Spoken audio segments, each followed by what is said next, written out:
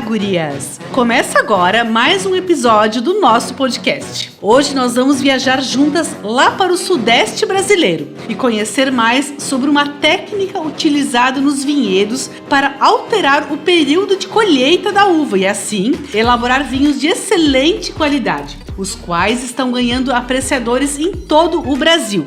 Eu sou Andréia Debon e falo aqui da Itália. Olá, eu sou Alexandra Aranovich e hoje eu falo diretamente de Gramado, Brasil, aqui da Serra Gaúcha. Esse podcast é uma produção de América com direção da querida Karina Donida. Vamos lá, Andréia? Vamos lá começar mais um podcast super interessante?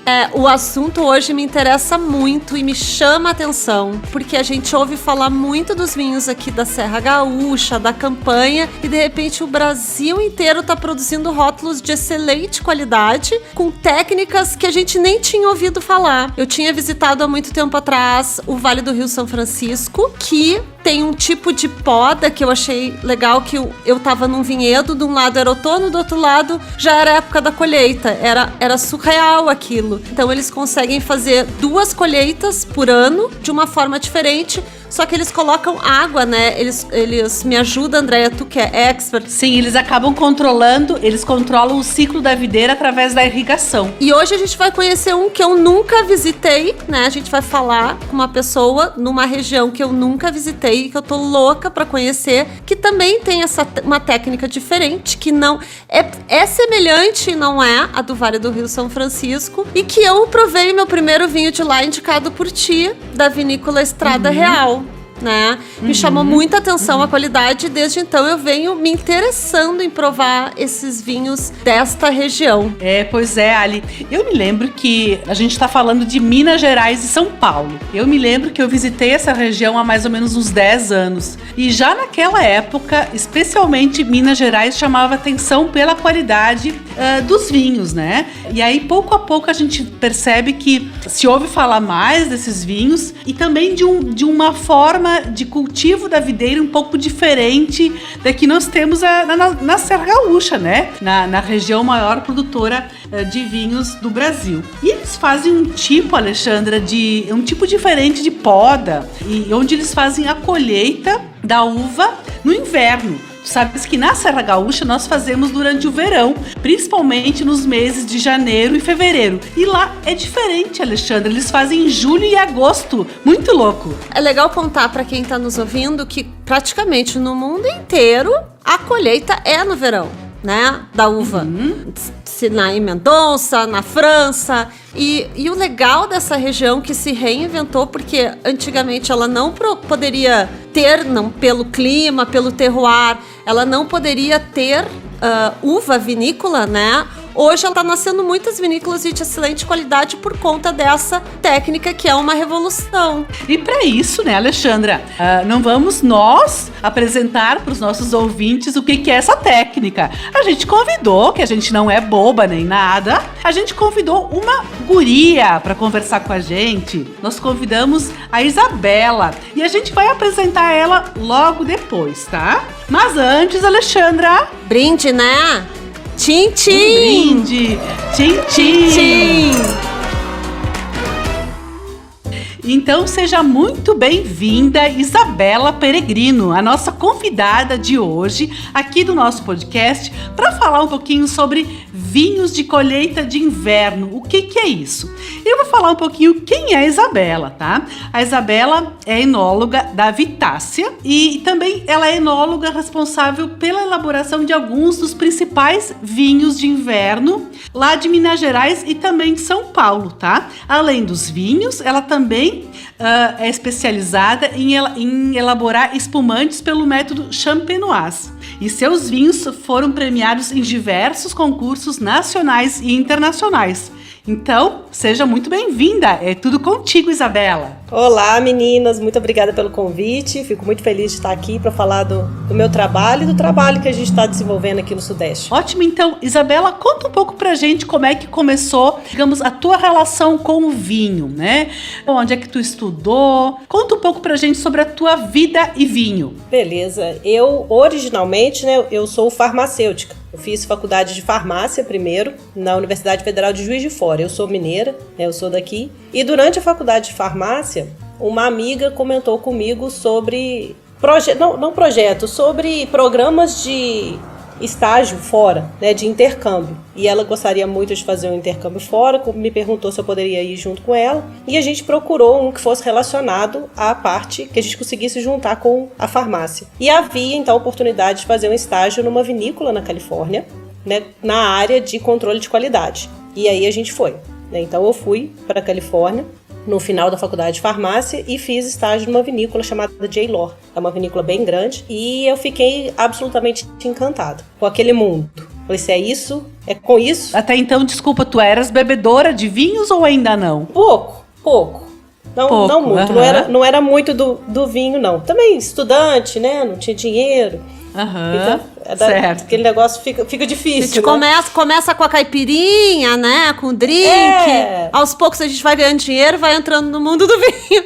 Pois é. Hoje em dia até os vinhos estão mais democráticos, né? Já estão mais... Exato. E isso já tem 14 anos, mais que isso. Então, eu fui para Califórnia e voltei encantada, né? Com o mundo do vinho.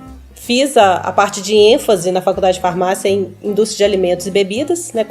Terminei a farmácia e comecei a falar de enologia, né? Fui procurar onde que tinha faculdades, perguntei para o pai se podia continuar estudando, né? Dependia do pai ainda. Ele falou que eu podia ir, que ele preferia que eu fosse descobrir esse mundo, né, do que viver pensando o que poderia ter sido. E aí, então, eu fiz vestibular e fui fazer enologia em Bento Gonçalves, no Instituto Federal do Rio Grande do Sul. Legal. Fui aí pra Serra e fiquei aí 3 anos e meio estudando. Então, do Napa para a Serra Gaúcha e da Serra Gaúcha depois para os vinhedos. Aí voltei. E aí, quando tu entra nessa poda dupla ou na história do vinho desta região? Começou bem no início da faculdade também, né? No primeiro semestre da faculdade, na disciplina de português, a professora falou que a gente podia escrever sobre qualquer coisa que quisesse. E aí eu entrei no Google, coloquei lá, vinho, Minas Gerais. Isso era 2010. Foi ontem. Gerais. Foi ontem, praticamente. E aí tinha uma coisa ou outra começando a falar sobre produção, né, de vinho no inverno, dupla poda. Os trabalhos da EPAMIG estavam bem no início. O primeiro artigo tinha sido publicado em 2005. Então tinha algumas coisas sobre isso e eu fiquei muito interessada. Vi o contato, né, dos pesquisadores e enviei uma mensagem, um e-mail para o Murilo de Albuquerque Regina. Ele era o coordenador de pesquisa da viticultura, né, dentro da EPAMIG. E eu falei com ele, olha, sou mineira, né, fiz faculdade de farmácia, estou fazendo enologia agora, estou aqui no Rio Grande do Sul, mas eu li um pouco sobre o seu trabalho, fiquei muito interessada, eu gostaria de conhecer mais. Ele, muito solícito, me respondeu convidando para vir conhecer a EPAMIG, os trabalhos e tudo mais, né, quando eu estivesse em Minas Gerais de férias, e eu vim em 2011, no ano seguinte. Eu vim aqui na EPAMIG, conheci o Murilo, conheci o trabalho e gostei muito, né? Falei assim, nossa, eu acreditei muito, né? Ele me apresentou os projetos, me deu vinho para eu poder degustar. E aí eu acreditei muito nisso. E quando eu formei, eu entrei em contato com ele de novo. Tá, Isabela, só explica pra gente, então, qual que é exatamente a região ali de Minas Gerais? Fica mais pro sul, fica mais pro centro do estado? Localiza a gente, então. Fica bem no sul do estado, né, sul de Minas. Quase na divisa com São Paulo. E na verdade, assim, também para as pessoas que estão nos ouvindo, explica pra gente, então, o que é EPAMIG e também um pouco sobre o que seria esta nova técnica de poda da videira. Beleza. EPAMIG é a Empresa de Pesquisa Agropecuária de Minas Gerais. É uma empresa estadual, né, do governo de Minas Gerais, voltada para pesquisa agropecuária. A EPAMIG tem diversas unidades espalhadas pelo estado de Minas Gerais, cada unidade voltada a uma cultura. Então tem EPAMIG para café, para gado, para grãos. E aqui em Caldas fica a unidade experimental de viticultura e enologia. É a única do estado que trabalha com viticultura e enologia. Foi a partir da EPAMIG, então, que se desenvolveu os vinhedos nessa região? Isso. Durante uma parte dos últimos 20 e poucos anos, né, a EPAMIG vem trabalhando nesse sentido, né, no desenvolvimento da dupla poda, que é uma técnica de manejo, né, não é uma poda diferente, é uma forma diferente de manejar a videira. Né. A videira, a fisiologia dela, natural, é que ela vai ser podada no final do inverno, vai brotar, vai vir com a produção, né, e vai amadurecer e ser colhida no verão. Né. Esse é o ciclo. Sim, o padrão, né? Tradicional da videira no mundo inteiro. Né, isso é a fisiologia da planta. Só que o problema do verão no Sudeste é que ele é muito chuvoso, extremamente chuvoso. A gente tem um período de chuva concentrado, né, entre os meses de novembro até março, início de abril. 1.500 milímetros de chuva concentrados nesses meses, que seriam justamente os meses de colheita da uva. E quando a gente tem muita água, né, junto com a uva, a gente tem problema de podridão, tem problema de amadurecimento, né, não consegue colher uma uva de qualidade para elaborar vinhos finos, principalmente, de qualidade. Então, o que é a técnica da dupla poda? A partir, né, do princípio de que a videira acima de 10 graus, ela vegeta o ano inteiro.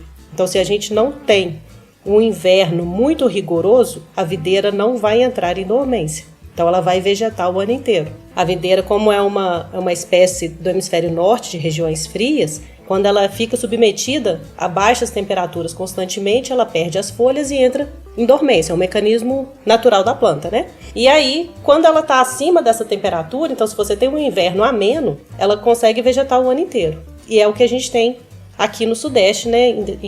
Na maior parte das regiões. E a gente queria, né, buscar um período de seca, para que a gente pudesse ter os frutos numa época de maior qualidade. E aí o inverno no Sudeste ele é muito seco. Então a partir aí de abril até final de outubro, praticamente a gente não tem chuva. Nós temos essas duas fases bem marcadas. O verão é muito chuvoso e o inverno é muito seco. E através então do uso de duas podas, a gente joga a fase de maturação para o outono e o inverno, que é quando a gente tem esse período de seca. Então, o que é a dupla poda? A gente poda no final do inverno, como em qualquer outra região. A videira vai brotar, só que a gente vai retirar tudo o que tiver de inflorescência, não vai deixar nada formar cacho. Vai ficar só os ramos. Essa fase a gente chama de período vegetativo. Vão ficar só os ramos, né? E aí, no verão, quando chega em janeiro, meados de janeiro a meados de fevereiro, a gente faz a segunda poda. Né? Poda ela de novo, e aí ela vai brotar, e aí sim vai vir com a produção, os cachos, a gente vai deixar esses cachos na planta e vai amadurecer no outono, terminar a maturação no inverno e colher aí de junho até o final de agosto. É a época nossa de colheita, que é quando a gente está período bem seco. E aqui, além de ser muito seco durante o inverno, é seco. A gente tem os dias muito ensolarados, então a planta consegue fazer bastante fotossíntese, acumula bastante açúcar, então a gente tem um grau Brix muito bom. Só que as noites são frescas, né? Diferente do Nordeste, por exemplo. As noites nossas são frias, não ao ponto da videira entrar em dormência, mas isso ajuda a preservar a acidez, ajuda a planta a acumular os compostos que trazem estrutura para o vinho, que trazem cor para o vinho. Então a gente tem uma combinação aí de fatores que traz bastante qualidade para a uva voltada para vinho fino. Então, na verdade, vocês fazem duas podas, por isso é poda dupla. Quando a videira, vocês fazem a poda, e quando a videira tiver já brotado, enfim, já começando um novo ciclo, vocês fazem uma nova poda e aí interrompem o ciclo, é isso? Não é quando ela está começando, né? A gente vai podar no final do inverno, ela vai vir com os ramos vão crescer completamente, vão lignificar, e aí a gente poda novamente em janeiro. Então ela fica aí 5, 6 meses num período vegetativo, né, só que sem cacho. A gente retira os cachos para que ela não gaste energia tentando amadurecer aqueles cachos. Ah, entendi. Aham. Que legal. Isabela, isso é uma técnica criada no Brasil ou ela foi inspirada em alguma outra? Tipo, é só no Brasil? Ou existe essa dupla poda em outro lugar do mundo com a uva? Ela saiu do Brasil e foi para outros locais. Então tem regiões na Índia e na Tailândia, por exemplo, que utilizam isso também, mas veio depois. Então quer dizer que o Brasil é o pai da técnica? A gente desenvolveu a técnica, né? Utilizar a poda, né, para poder modular a videira, isso tem sido feito há milênios, né?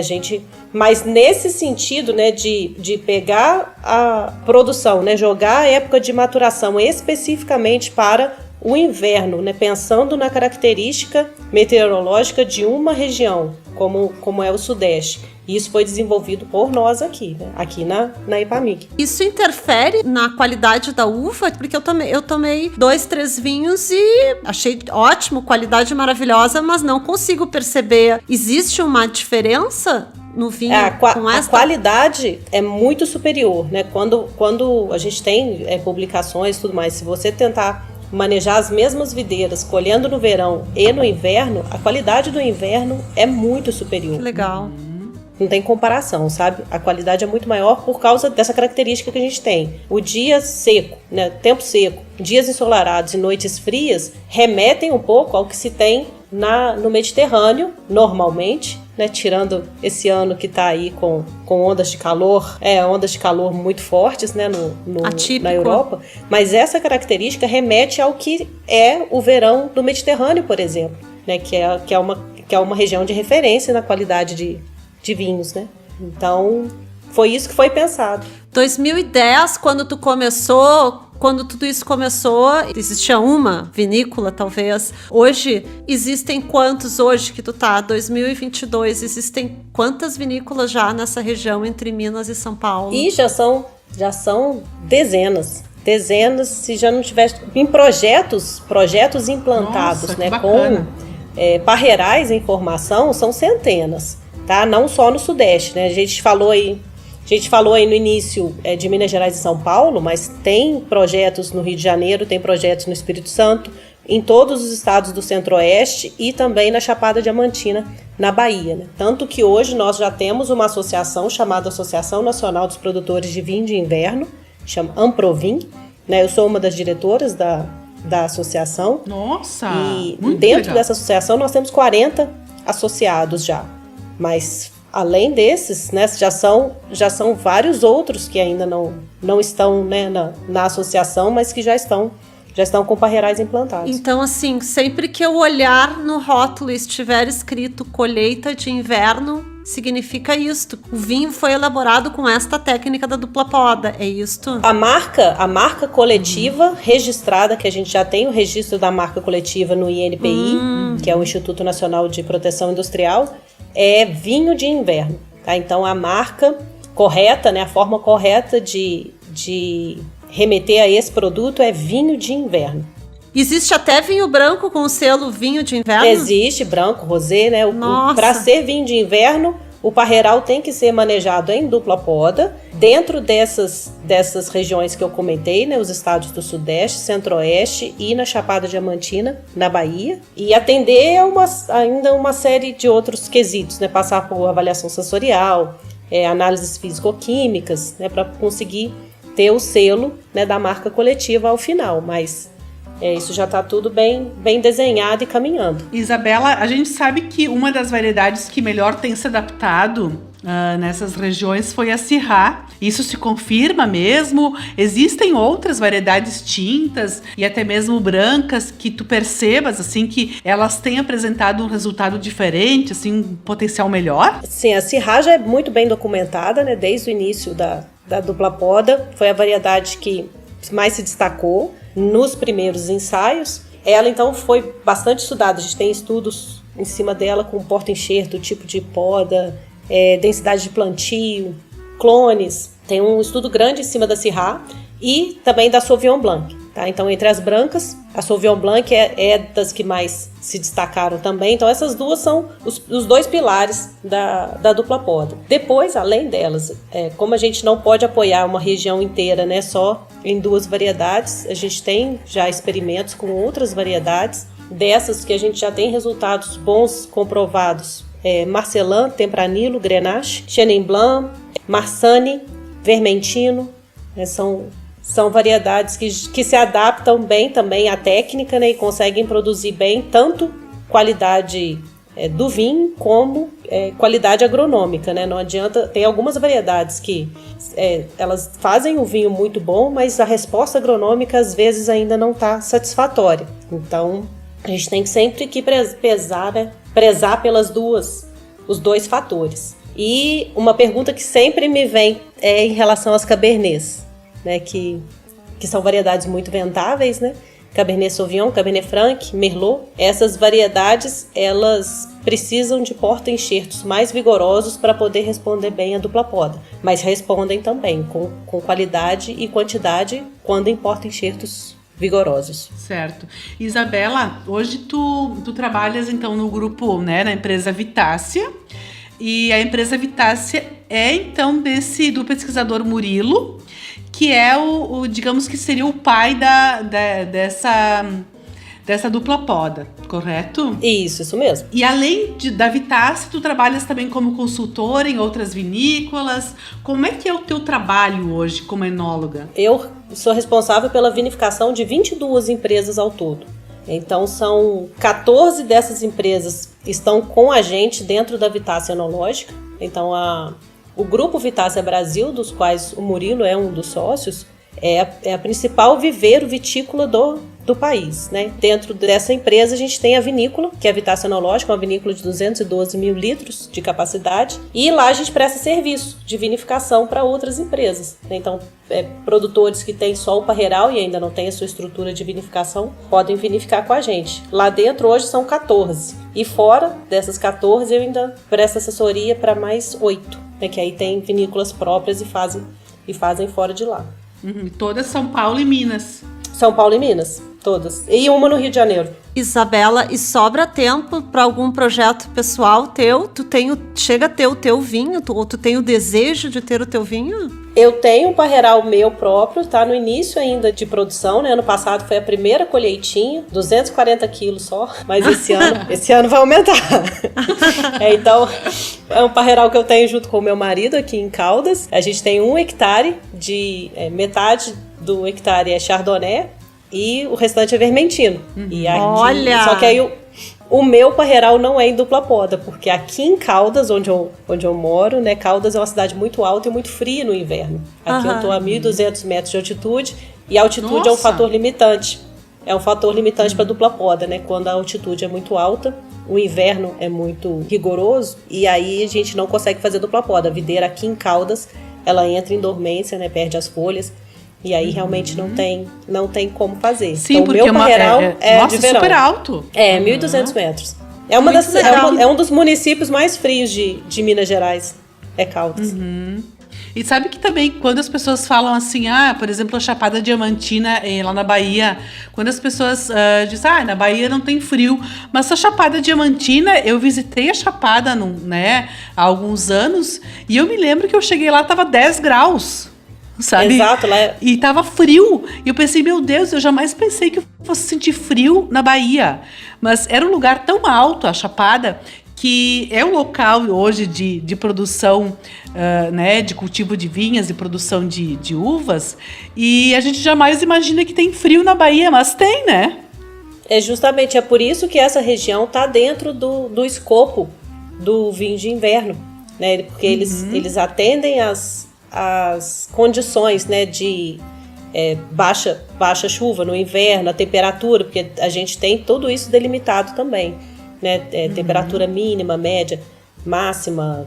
Então lá atende por causa disso também. Então eu acho, André, a história maravilhosa. Eu já convido vocês a gente fazer nosso segundo brinde aqui do podcast a esses vinhos de inverno. Adoro esse nome, vinhos de inverno. Então mesmo no branco, no rosé, a gente está tomando um vinho de inverno. Muito legal. Exato. Então, tchim-tchim, Isabela. Ótimo, então. Tchim-tchim. Tchim-tchim. Então, vamos ao terceiro bloco? Então, Isabela, aqui no nosso podcast Gurias do Vinho, a gente sempre gosta de dar uma dica de vinho e viagem, de enoturismo. Então faz de conta não, porque eu quero mesmo conhecer essa região, tá? Que a Alexandra pegou um voo para São Paulo, é para São Paulo que a gente começa. Por onde eu começo para conhecer, na verdade, primeiro, se existe enoturismo? Eu sei que existe porque eu já vi gente fazer enoturismo nessa região. Mas por onde eu começo uma viagem de enoturismo nessa região dos vinhos de inverno? Você pode começar tanto por São Paulo como por Belo Horizonte.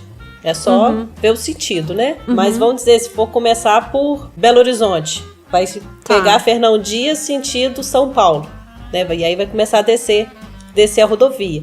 Aqui a gente tem vários projetos, né? Nem todos estão estruturados ainda para o enoturismo, só que são projetos um pouco distantes, então precisa de alguns dias para poder percorrer. Eu imaginei, assim, não é uma vinícola bem pertinho da outra. Não é igual no Vale, por exemplo, né? Sim. Não é igual no Vale dos Vinhedos. Então, vamos dizer, começando aí de Belo Horizonte, descendo sentido São Paulo, Tiradentes já tem vinícola, São Gonçalo do Sapucaí, tem vinícola com enoturismo, e vai seguindo até o sul do estado, em Andradas tem Caldas, aí você vai entrando pelo estado de São Paulo, Santo Antônio do Jardim, Espírito Santo do Pinhal, tudo sentido Campinas, tem vários projetos ali, Amparo, vai até o sul de São Paulo, quase na divisa com o Paraná, tem vinícola também em Ribeirão Branco, em Ribeirão Preto, Cravinhos. E já consegue unir a São gastronomia, Roque. Vinho e hospedagem? Eu consigo fazer, já Consegue? Sim. Consegue sim, tem vinícolas dessas que já tem restaurante, tem vinícolas que tem hospedagem, né? Então você pode ir fazendo aí um roteiro e ainda apreciar as outras coisas que tem nos municípios, né? Muitos deles têm questão de turismo de natureza, restaurantes, gastronomia, tem bastante coisa para poder. Legal. Produção de azeite também. Vamos nessa, né, Andréia? Ai, que show! E tem café ali também, né? Bastante, a parte na região do sul de Minas. Até Tudo que eu falo, né? Café, viagem. Queijo. Queijos, imagina que delícia! Cachaça!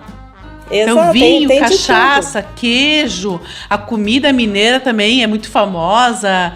Então eu acho que principalmente em Minas Gerais tem tudo assim para ser um super destino de enoturismo. Tem, e enogastronomia também. E se você pegar o avião para São Paulo, aí é só seguir o caminho inverso, vindo de São Paulo sentido Belo Horizonte. Que legal, então. Bom, e aqui no nosso podcast também nós temos a seção Bebi, Gostei e Indico, tá? E dessa vez, né, eu e a Ali vamos dar as nossas sugestões de vinhos vinhos de inverno, vinhos elaborados com essa dupla poda nos vinhedos, tá? E eu me lembro que eu gostei muito de vinho e para mim foi inesquecível, que foi um Syrah Reserva Safra 2018, elaborado pela Vinícola Estrada Real. Essa vinícola é de propriedade do Murilo de Albuquerque Regina, né?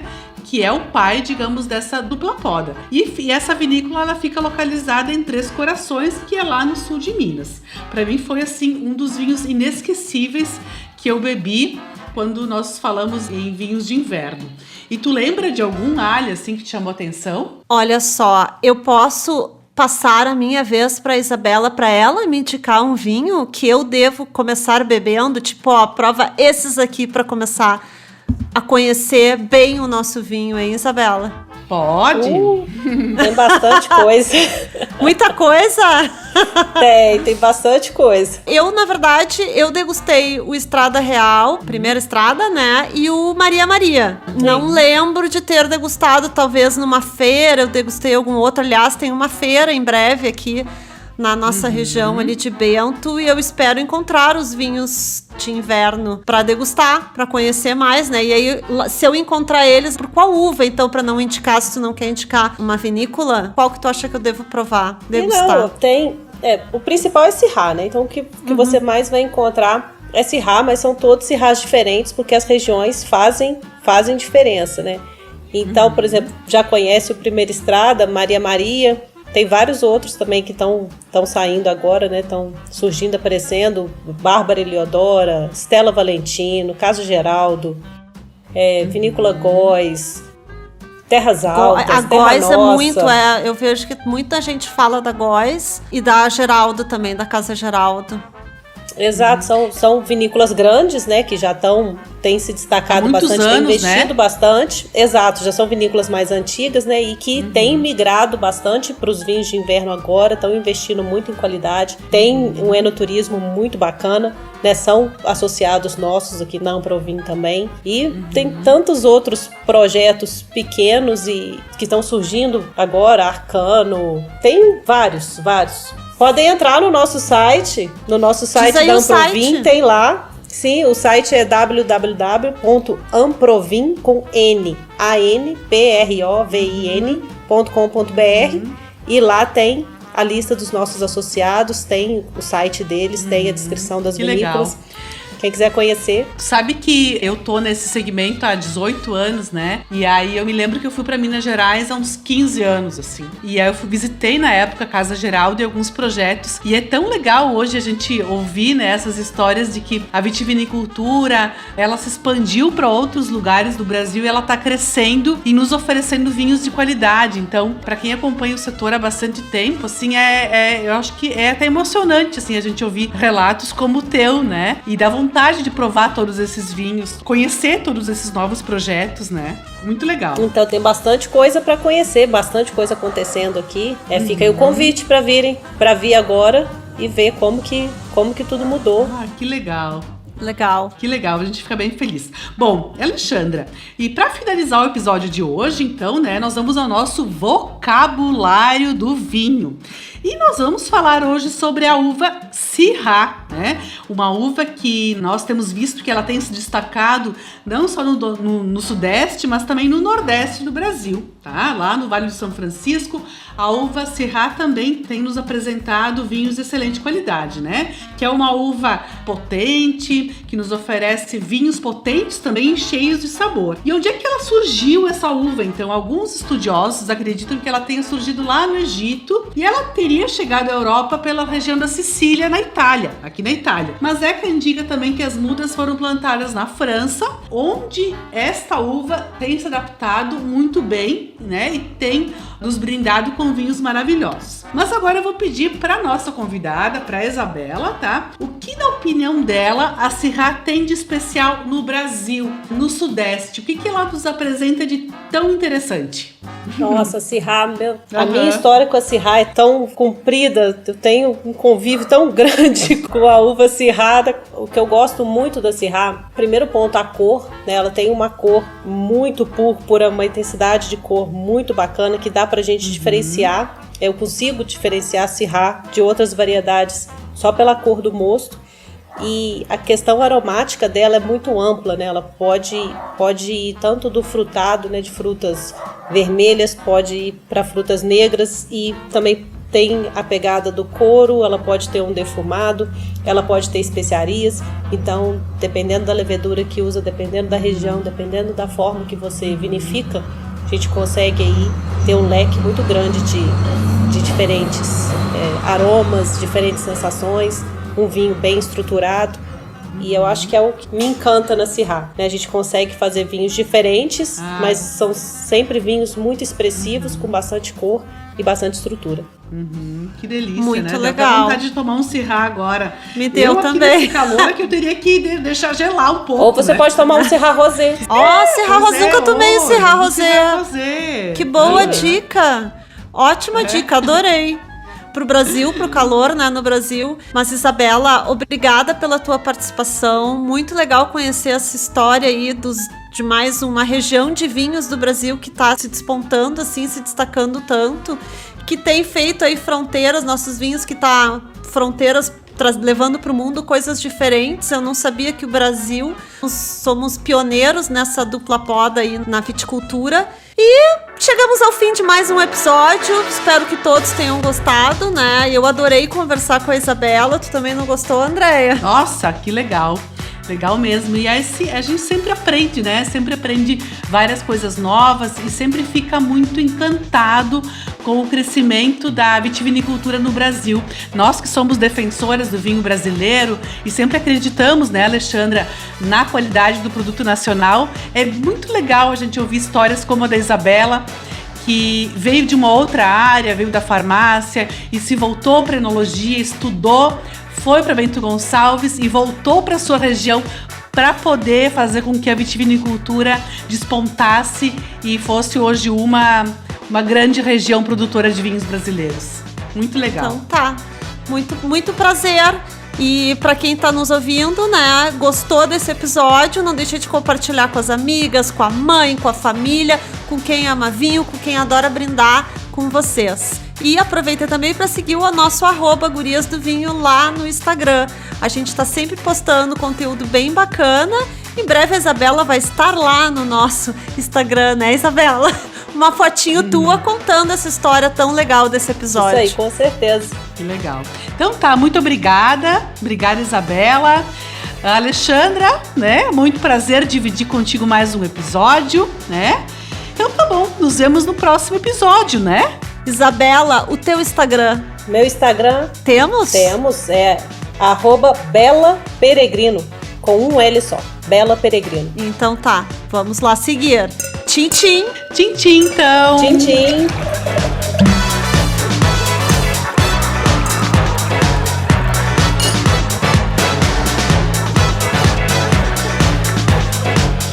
Gurias do Vinho é uma produção América Podcast.